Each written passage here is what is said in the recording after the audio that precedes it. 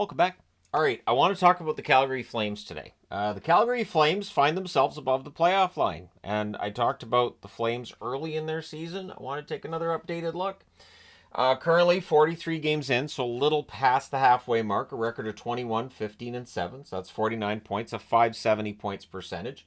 Their goal differential being a negative 11. I don't see that as a huge red flag necessarily, but there are some who believe that goal differential can indicate which teams are going to end up above or below the playoff line. So it's something to keep an eye on, but it just means that Calgary wins some close games, really. So they're 6-4 in their last 10, which is important because they're 1 point ahead of Vancouver, who started to have some struggles. They're 3 points ahead of the Blues. They were 5 points ahead of the Blues before last night's game against St. Louis. And so they have a very important game tomorrow night. On Thursday, they have their second straight game in St. Louis. They need a victory there. If they get a victory, of course, they move 5 points ahead. If the Kings win in Vancouver, which is possible as always, they could be as much as 3 points clear of Vancouver. Basically, what I'm saying here is that if the Flames play well over this next little while, they could put themselves in a position where they're relatively safe above the playoff line in the West. The thing is, it does end up being a bit of a difficult schedule after tomorrow's game in St. Louis. So on Saturday, they're in Winnipeg. We know how tough Winnipeg can be. Winnipeg seems to be firing on all cylinders right now, so that's going to be a very interesting game. Then they come back home, and they don't play again until Thursday. So I think that's great that they get that amount of time in between the game on Saturday and then at home on Thursday against Buffalo, a team that's a winnable game right there. That's on the 23rd. And so, yeah, a week from tomorrow, they're at home against Buffalo, and then they go back out on the road for two. Starting on Saturday, the 25th, in Minnesota. Minnesota should probably be healthier by then, I would think. And then the back-to-back is on Sunday, the 26th, they're back in Winnipeg. So they have two games coming up in Winnipeg against the Jets, and that is going to tell us where the Flames are at the very least in relation to the Jets, team that we see as a contender. But you got the Minnesota game there, and then they come back home on Tuesday the 28th and play against the Washington Capitals. So that's 3 games in 4 days. That's definitely not an easy part of the schedule. And we know how well the Capitals have been playing. And it doesn't matter whether they're at home or on the road, the Capitals are very tough to beat. Now, one thing that stands out to me with the Calgary Flames, and one thing that makes them kind of difficult to pin down if you're trying to figure out a coaching strategy against them, there is no one player that I look at with Calgary and say, well, clearly this is the star, and if you shut him down. Now, Huberdeau is the leading scorer. However, 32 points in 43 games is not like a fantastic season for Huberdeau. 18 goals, 14 assists. I think one thing that stands out with Huberdeau here is he has more goals than assists. It seems unusual. Nazem Kadri, 43 games, 15 goals, 14 assists, 29 points. Kadri's been very prominent. He's been very good. But is he a 40-goal scorer? No. Is he going to end up scoring 80 points? Obviously not. But that's the thing. This is not a team that puts in a ton of goals. They just seem to get the goals at the right time. Coronado, 38 games, 10 goals, 13 assists, 23 points. And with Connor Zary, who's going to be out for a while, right? 40 games, 10 goals, 12 assists, 22 points. I think Zary's been very good for them this year. But because of the system that they play, when Zary's out, it doesn't necessarily negatively impact the Flames because this is a next man up mentality. As evidenced by the fact that Blake Coleman has not been nearly as prominent this year as last year. Last year, on any good run Calgary had, you could count on Coleman being a big part of the reason why. This year, 43 games, 9 goals, 13 assists, 22 points. Those are perfectly respectable totals, but it is, again, a situation where if you're coaching against the Flames, you're not going to be like, look, we need to shut down Coleman because that's their key guy. He's not. Then you got Weegar, 43 games, 5 goals, 17 assists, 22 points. Their defense in terms of goal scoring has been cold lately. That being said, they're getting the points when they need them. 2 players I wanted to highlight here too. Sharon Govich, 36 games, 7 goals, 6 assists, 13 points. I think with the extension that he's signed with them, I think those totals have to be seen as at least a little bit of a disappointment. Maybe not completely. I'm not saying he's terrible, trade him or anything, because I think Sharon Govich is productive beyond points. I think he's a good defensive forward. I think he brings that intensity every game. And so I like Sharangovich. The one interesting part is Kuzmenko.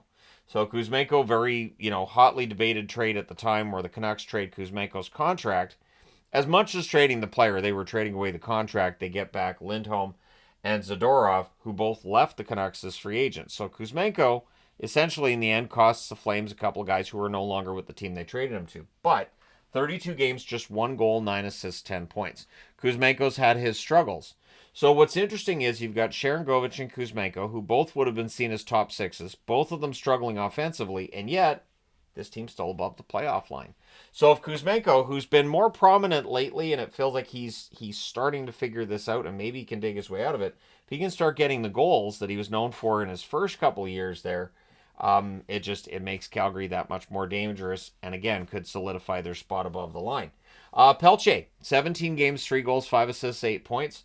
Pelche's been a good story. Early in the season, and of course preseason and everything, it looked like Pelche's NHL career might be almost up. And even though he's a young player, it looked like there wasn't really room for him in the Calgary lineup.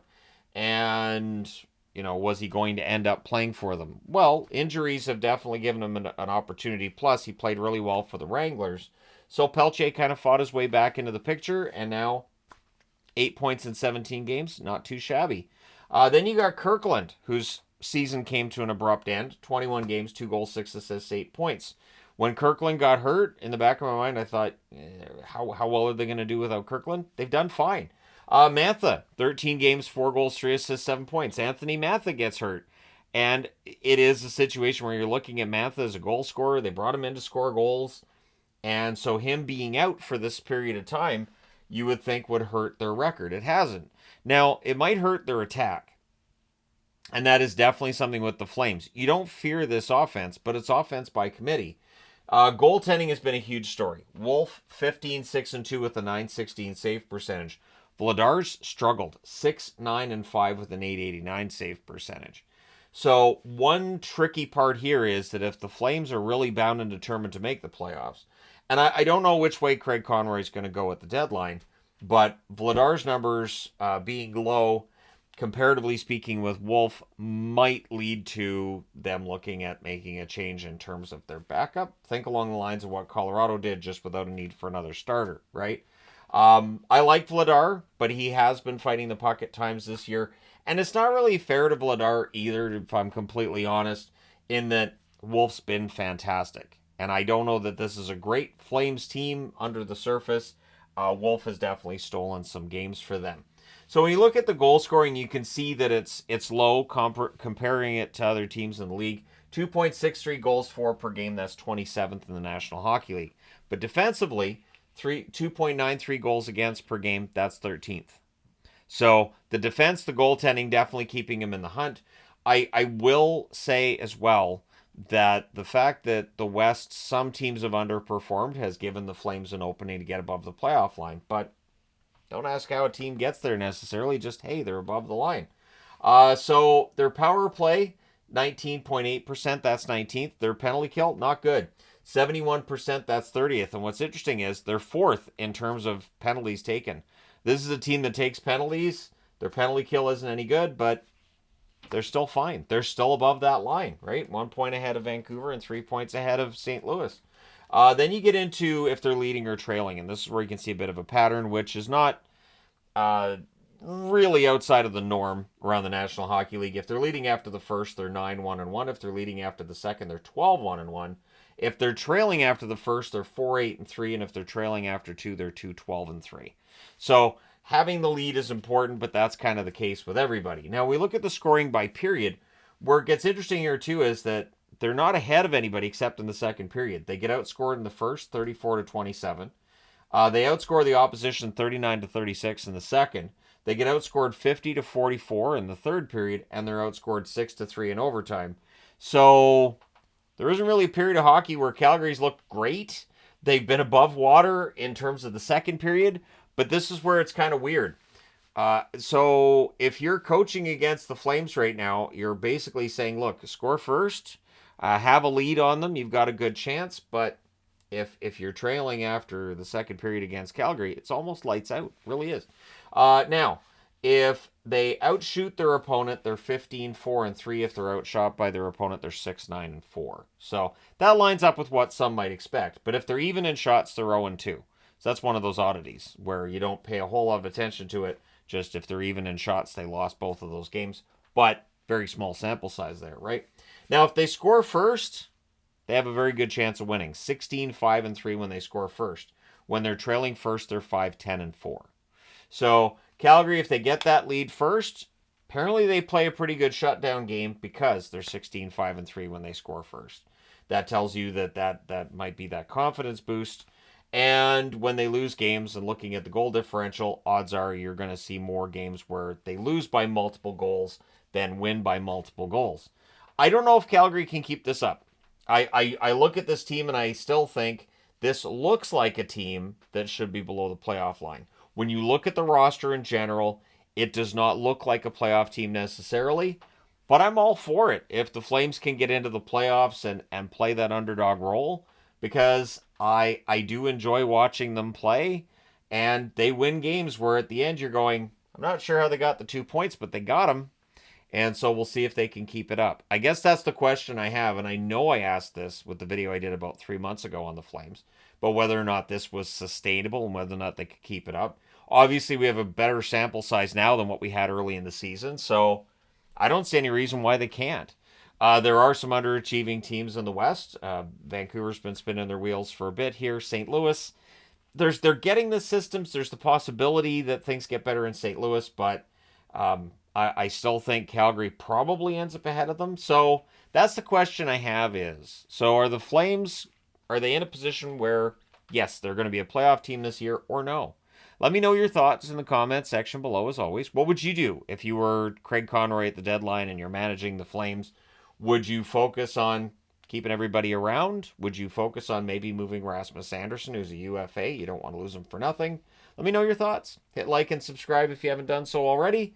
Thank you guys so much for all your support as always. I will talk to you again soon.